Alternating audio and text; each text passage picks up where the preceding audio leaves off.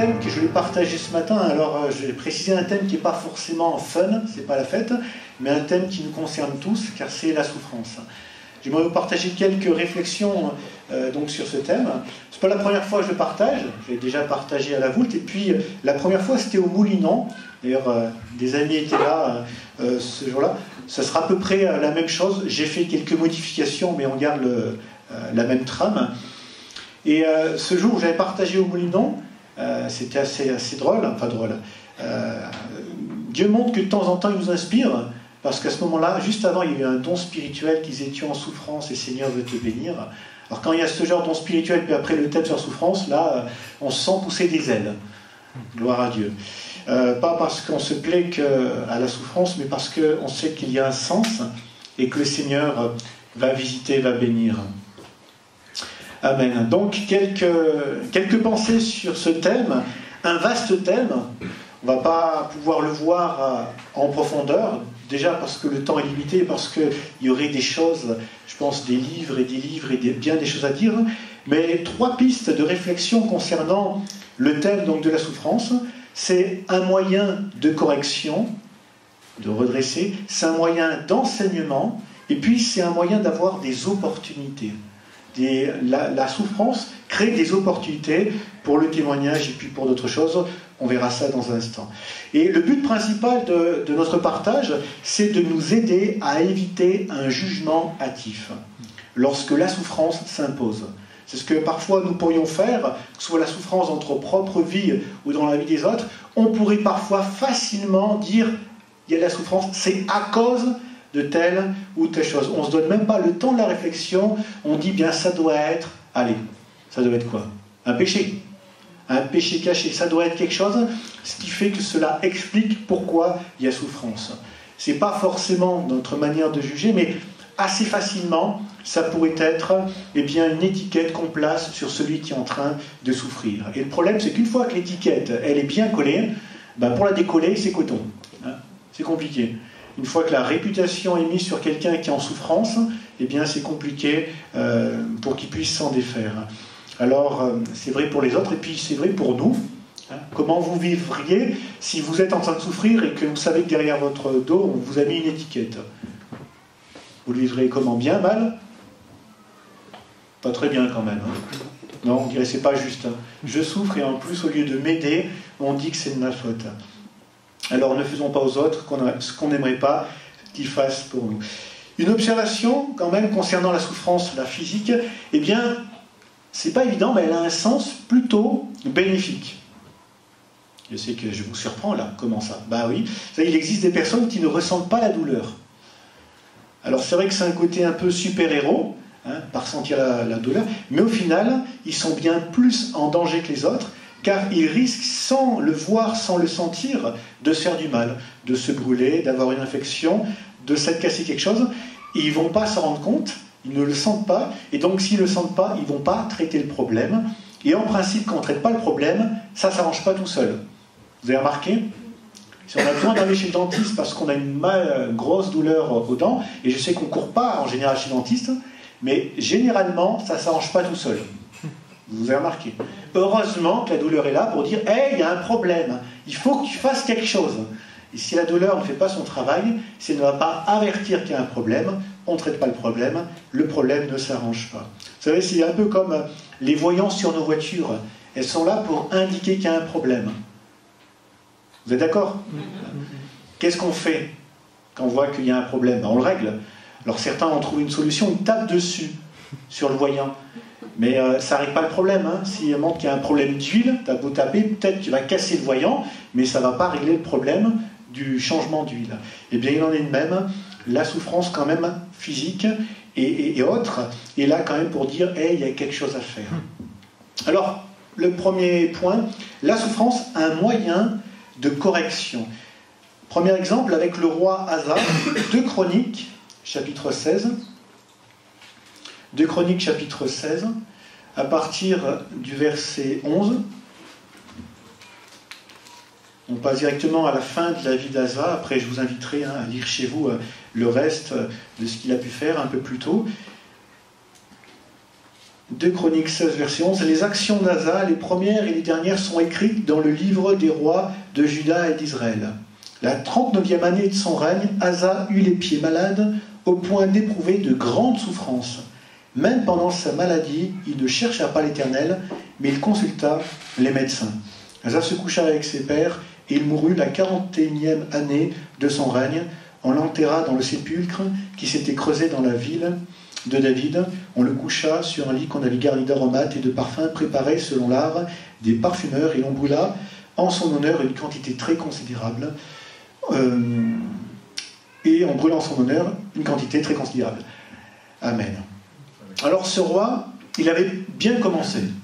Il avait cherché l'Éternel, mais à un moment donné, il va faire une mauvaise alliance.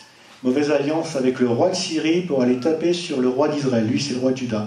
Et lorsqu'un prophète lui dira qu'il a mal fait, au lieu de se repentir, il va s'endurcir. C'est ce que nous disent les versets qui sont un peu plus tôt. Il va s'endurcir. Alors, quelques années vont passer. Ça se passe en quelques années, tout ça, si vous voulez voir après. Cette affaire de mauvaise alliance, c'est la 36e année de son règne, et puis il tombe malade la 39e année de son règne. Mais les délais sont assez intéressants aussi. Donc, il va tomber malade, et finalement, cette grande souffrance, il va grandement souffrir les pieds, c'était pas une punition. C'est vrai qu'on a un peu cette vision des choses quand il y a souffrance. Vous l'avez peut-être entendu, vous l'avez peut-être dit avant, hein, c'est le petit Jésus qui t'a puni. Vous l'avez dit ça, non? Non? Vous l'avez entendu? Ouais, moi j'ai entendu. Mais le Seigneur n'est pas celui qui punit dans le sens, t'as fait, allez, je te mets un coup histoire de te punir. C'est vraiment une correction, un moyen que Dieu lui a donné de corriger sa trajectoire. Et j'ai envie de dire, c'est assez drôle, enfin c'est assez drôle, hein. Il a parti sur un terrain dangereux, un terrain miné, faire alliance, et ben il a mal aux pieds, de grandes souffrances à ses pieds, hein. Je pense tout est lié. Mais ce n'était pas pour le punir, c'était vraiment pour qu'il puisse corriger son tir, ce qu'il ne fera pas. Il va s'endurcir, et même au moment où il est le plus mal, au lieu de consulter l'Éternel, de chercher l'Éternel, il va préférer consulter les médecins. Non pas que c'est un problème d'aller voir les médecins, mais ce qui est bien, c'est d'aller chercher le Seigneur. C'est quand même mieux. Le médecin, c'est bien, le Seigneur, c'est meilleur. C'est ce qu'il aurait dû faire, c'est ce qu'il n'a pas fait. Et autant, parfois, la souffrance est un bon moyen, que nous sommes sensibles et on corrige le tir, mais ça ne marche pas à tous les cas, malheureusement. Il va rester un certain temps, la 39e année de son règne, eh bien, il a ses souffrances, ses grandes souffrances, mais cela, finalement, ne change pas grand-chose. Il ne laisse pas la souffrance le corriger, il ne laisse pas la souffrance l'amener à chercher le Seigneur, et il mourra la 41e année de son règne. Ça fait 2 années de souffrance pour rien, alors qu'il aurait pu certainement dire il est temps de chercher le Seigneur. Ce qu'il n'a pas fait, c'est quand même dommage. Mais heureusement, il y a des exemples positifs. Deuxième exemple, c'est celui du fils prodigue. Vous connaissez tous l'histoire parfaitement, par cœur. On ne va pas le lire entièrement pour gagner du temps, mais on va lire ce passage où finalement la souffrance prend une part en vue qu'il y ait ce retour. Il nous est dit, Luc 15, verset 17. Luc 15, verset 17. Étant rentré en lui-même, il dit « Combien d'ouvriers chez mon père ont du pain en abondance, et moi ici, je meurs de faim. Je m'élèverai, j'irai vers mon père, et je dirai, mon père, j'ai péché contre le ciel et contre toi, je ne suis plus digne d'être appelé ton fils, traite-moi comme l'un de tes ouvriers. » Et il se leva, et alla vers son père. Comme il était encore loin, son père le vit et fut ému de compassion, il courut se jeter à son cou, et il l'embrassa, et vous connaissez la suite de cette parabole. Vous connaissez tous la parabole du fils prodigue. Finalement, c'est à cause de mauvais choix que ce fils va quitter la maison du père, il va quitter sa maison, il va quitter son pays même, et puis il va partir loin, et puis il va aller dans la déchéance, au point d'être à convoiter la nourriture des cochons. C'est quand même, pour un juif, le pire du pire. Et alors qu'il est au fond du trou, à convoiter la nourriture des cochons, ce qui sera l'élément déclencheur en vue d'une introspection et du retour, c'est quoi? C'est la souffrance. ici, je meurs de faim. Il y a une souffrance qui est là. Il y a une souffrance qui va l'amener à se poser les bonnes questions et ce qui va l'amener à revenir à la maison du Père. Et finalement, son cas n'est pas unique. Combien de personnes, à cause ou grâce à la souffrance, sont posées des bonnes questions existentielles qui les ont amenées ou ramenées à Dieu? Je peux dire que c'est mon cas.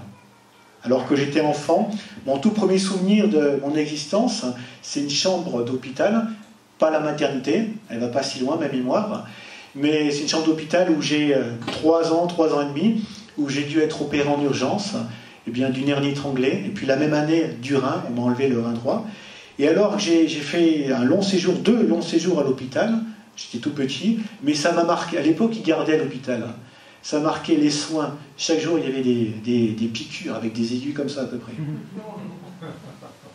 Par rapport à la taille de ma fesse de l'époque, ils étaient comme ça, quoi. Parce que, et finalement, ces moments, dans un contexte quand même douloureux, de souffrance, ça m'a amené à me poser des questions existentielles sur qui suis-je, d'où vais-je et où vais-je. Bon, c'était pas dit de cette manière-là, c'était dit comme un enfant de 3 ans peut se poser des questions, mais ces questions existentielles m'ont amené à interroger ma mère qui m'a dit un jour, il y a un Dieu. Les questions, grâce ou à cause, mais j'ai envie de dire grâce à la souffrance, m'ont amené finalement à commencer à découvrir Dieu. Gloire à Dieu. Et finalement, pour bien de personnes, c'est par la souffrance, par la douleur, qui se posent les bonnes questions. La souffrance, c'est un moyen de venir ou à revenir à Dieu. Ce qui serait dommage, c'est que l'arrêt de cette souffrance nous amène à quitter ou à requitter la présence de Dieu. Là, c'est dommage. Ça serait dommage. Qu'est-ce que vous en pensez? Parfois, c'est le moyen, c'est l'élément déclencheur, mais ça serait quand même terrible qu'une fois que tout va bien, on oublie celui qui nous a visités, qui nous a bénis, qui veut nous guérir, qui veut nous faire du bien. Amen.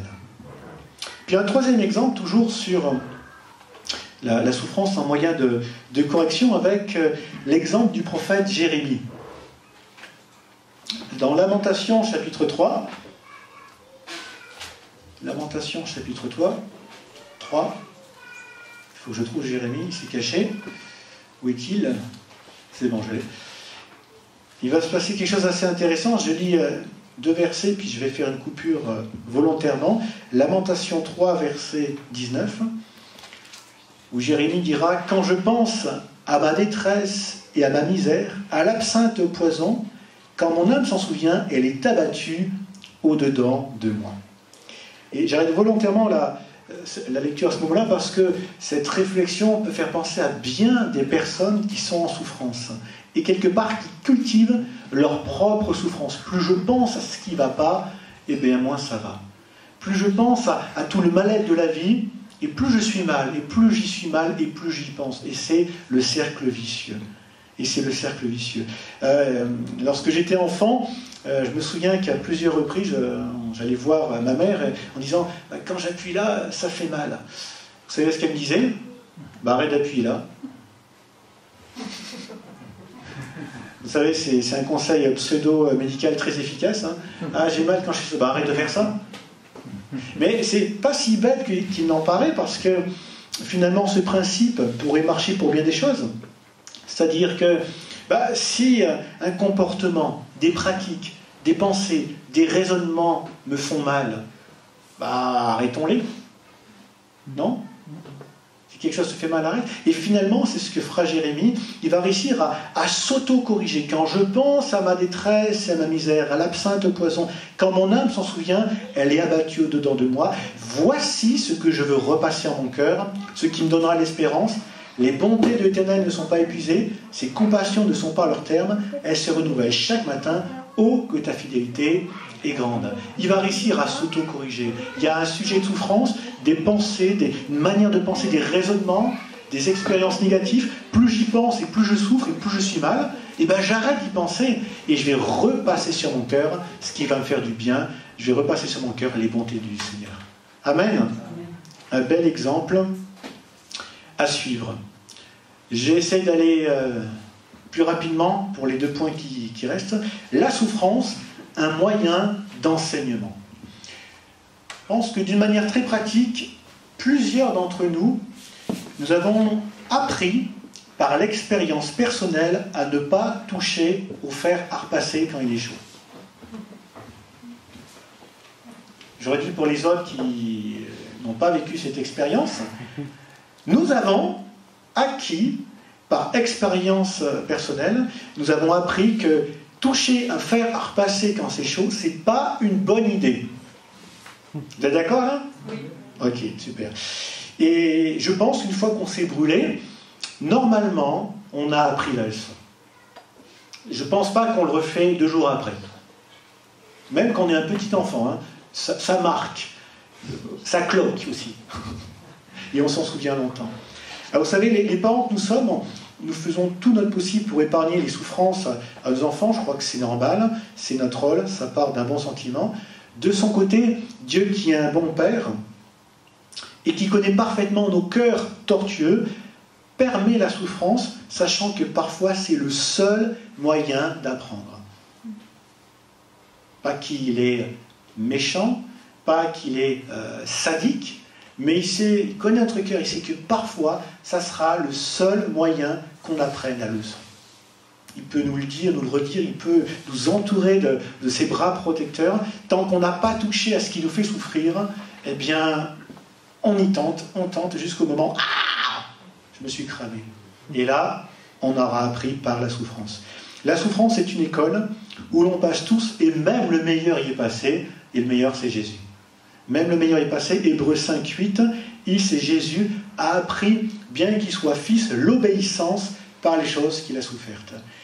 Alors, son école, c'était pour l'obéissance, parce que Jésus, pleinement Dieu, était quand même pleinement homme, il a revêtu une humanité semblable à la nôtre, et il a donc dû passer par cette école de la souffrance. Et donc, si lui y est passé, nous aussi, nous sommes obligés d'y passer, c'est inévitable.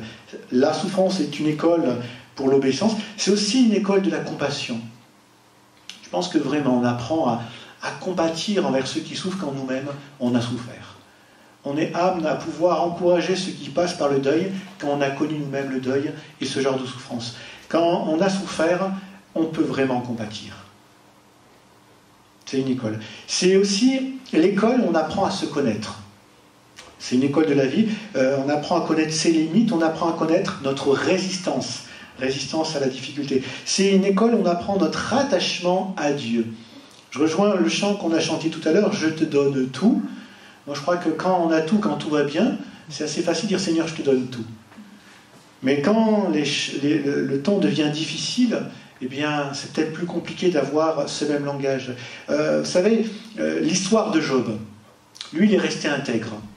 La souffrance a été une école où il a appris un peu mieux à se connaître, et finalement, il a su que son attachement à Dieu, c'était du solide. Mais c'est aussi une école où il a appris à découvrir peut-être les limites de son épouse, les limites des intentions bienveillantes de ses amis. C'est une école où on apprend à connaître la souffrance. On apprend à se connaître, on apprend à connaître les autres. Je ne vais pas dire qui a envie de souffrir, mais je pense qu'on y passe tous par là un moment ou un autre. Et alors qu'on aimerait vraiment, je pense, on veut tout faire pour passer outre. Ça, je crois que depuis qu'on a inventé les antidouleurs, bon, ça existe depuis toujours, je pense, mais on fait tout pour éviter, on fait tout. Mais ça reste quand même une école, ça reste un moyen d'apprendre et de bien apprendre. Et puis, troisième et dernier point, la souffrance, c'est un moyen d'avoir des opportunités. Une opportunité déjà pour témoigner. Galates 4.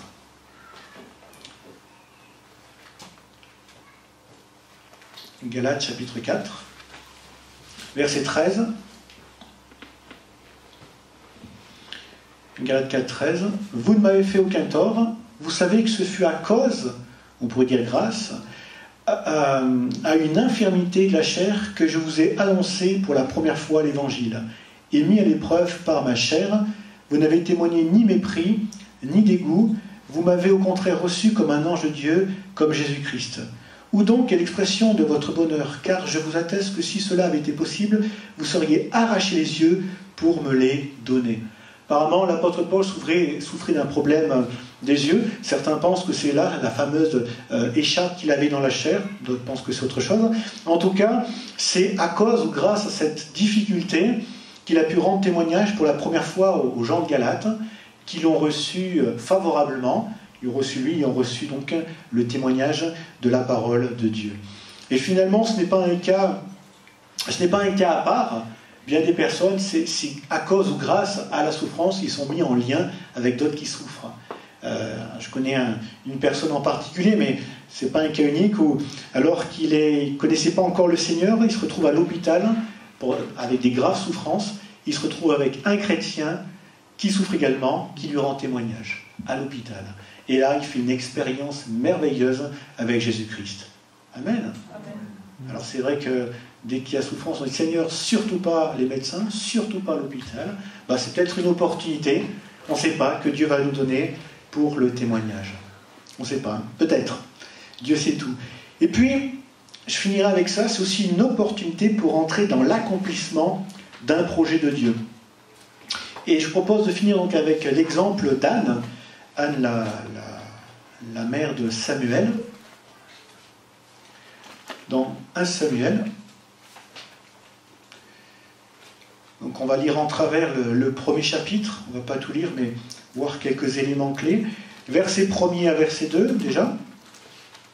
1 Samuel, chapitre 1er, verset 1er. Il y avait un homme de Ramathaïm Tsophim, de la montagne d'Éphraïm, nommé Elkana, fils de Jéroboam, fils d'Elihu, fils de Tohu, fils de Tsuf, Éphratien. Il avait 2 femmes, dont l'une s'appelait Anne et l'autre Pénina. Pénina avait des enfants, mais Anne n'en avait point. Verset 4. Le jour où Elkana offrait son sacrifice, il donnait des portions à Pénina, sa femme, et à tous les fils et à toutes les filles qu'il avait d'elle. Mais il donnait à Anne une portion double, car il aimait Anne, que l'Éternel avait rendue stérile. Sa rivale lui prodiguait des mortifications pour la porter à s'irriter de ce que l'Éternel avait rendu stérile. Et toutes les années, il en était ainsi. Chaque fois qu'elle montait à la maison de l'Éternel, Pénina la mortifiait de la même manière. On va plus loin. Verset 9. Anne se leva, après que l'on eut mangé et bu à Shilo. Le sacrificateur Élie était assis sur un siège près de l'un des poteaux du temple de l'Éternel. Et l'amertume dans l'âme, elle pria l'Éternel et versa des pleurs.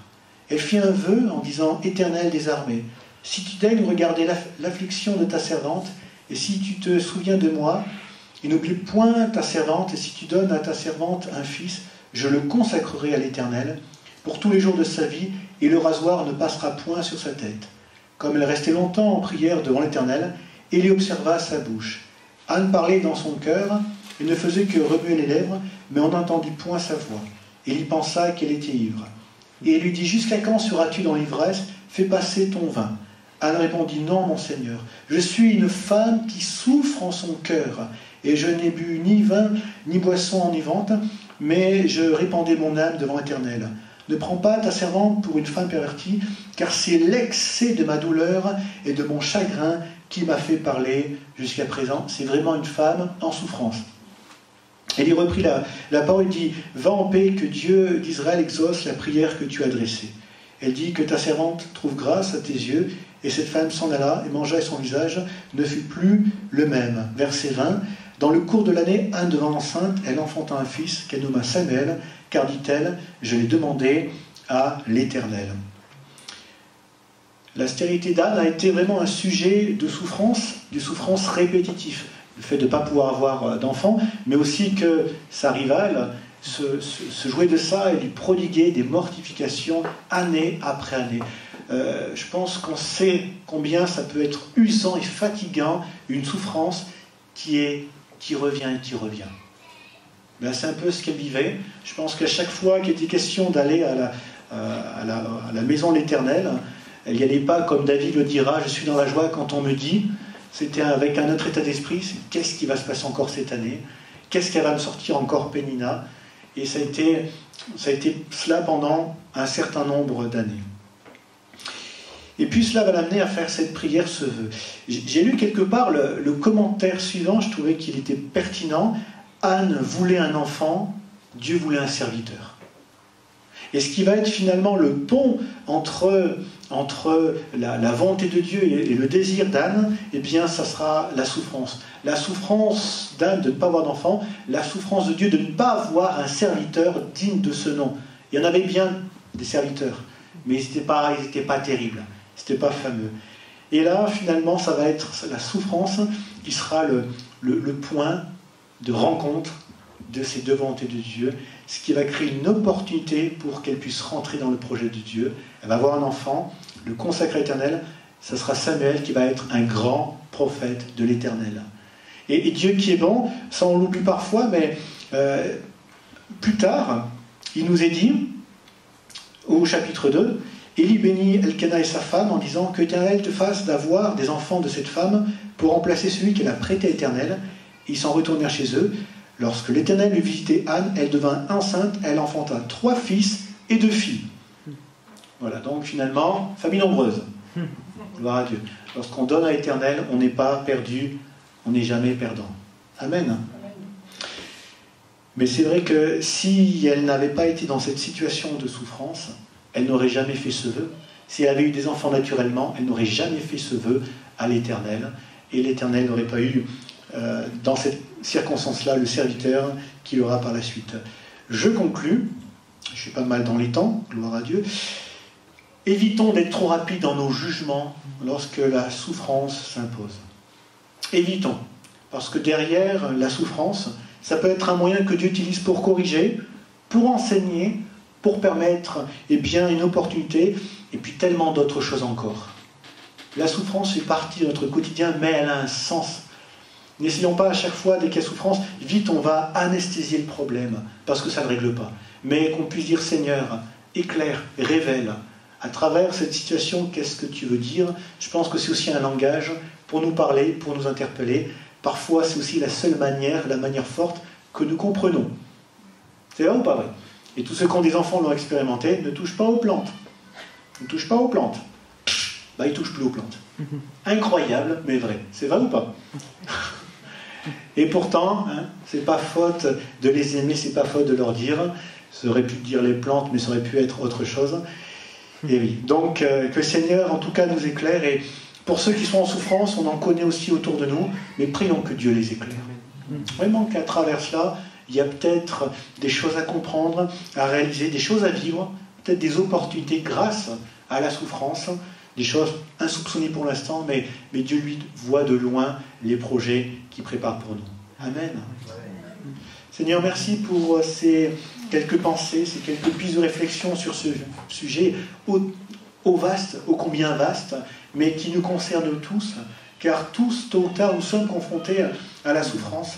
Et nous ne voulons pas avoir un jugement hâtif sur la souffrance, dire, si la souffrance, ça veut dire ceci, ça veut dire cela. Ça peut être une opportunité pour aussi voir ta gloire, te voir te manifester, vivre, comprendre des choses, un moyen pour revenir à toi, ou que sais-je. En tout cas, nous voulons vraiment, à travers la souffrance, prier. Car ta parole nous dit au jour du malheur, réfléchis. Nous voulons être en mesure de réfléchir, prier, non pas être comme les amis de Job qui étaient dans un optique bien particulier pour eux, souffrance égale péché, égale injustice de Job. Non pas avoir cet état d'esprit-là, mais te prions de pouvoir être des amis fidèles, pas des consolateurs fâcheux, mais vraiment des amis fidèles envers ceux qui souffrent. Viens nous aider, viens nous conduire, et qu'en toute chose ton nom soit glorifié. Amen. Amen. On va prendre